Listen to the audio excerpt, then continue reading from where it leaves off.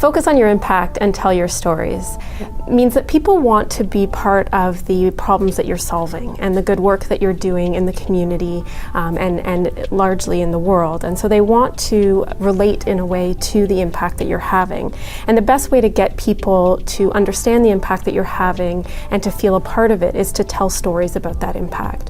I think we're so addicted as a culture of telling the big picture, saying, you know, we've fed 10,000 people, or 100 new people can sleep tonight because of the work that we do. We don't focus on the single story, and it's the single story that clearly demonstrates our impact to people and that will move them to take action towards the cause that we are working towards. So focus on telling the key stories of people who are impacted by the work that you do, and you'll find that more and more people will be part of your mission and part of your cause.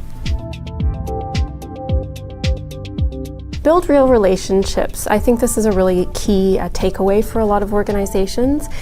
We tend to look at social technology and social media and think that because it's an online space, we can't have real relationships with the people that we're engaging there. And I think that that's a wrong assumption that a lot of us have, that we can create relationships in an online space in the same ways that we do offline, and that those relationships can have as much impact on our missions as the offline relationships that we've developed.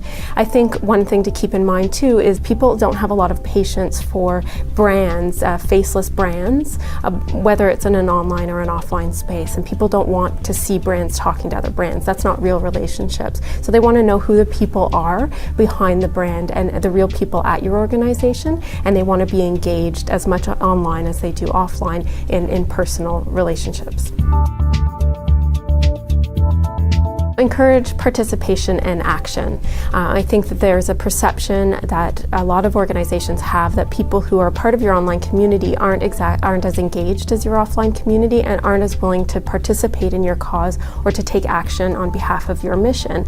And I actually think that that's not true, that those people are as willing to take action as any other people, and it's up to us to remove the barriers that are in place. And I have a fantastic story about a Big Brothers and Big Sisters organization in Southern Ontario who very simply asked their network on Facebook to sponsor all the bigs and littles go out for dinner, and they asked their Facebook friends if anyone could sponsor that dinner because this new big and little partnership was coming together, and they wanted to make it wanted to have a nice dinner out for them. And the response was overwhelming in the community. Restaurants stepped forward, individuals stepped forward, because it was an action that was easy to take and people wanted to be part of.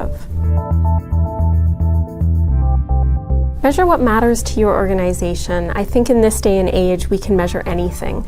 Because we're communicating in an online space, we have access to more data than we've ever had, and I think instead organizations need to understand what matters to them, and that starts with setting clear goals and using social media and social technology in service of your larger mission, and then you'll be able to measure against how well you're achieving that mission. Another thing that organizations should do when they're measuring is understand that measurement isn't an end to itself. That the point of measuring and getting all the metrics and the data is then to take action. So looking at what you've measured and deciding what speaks to your constituents, what speaks to your audience, and then continuing to do that and losing some of the stuff that isn't as successful. So measuring isn't an end to itself, but it allows you to be more successful in the way that you engage your constituents.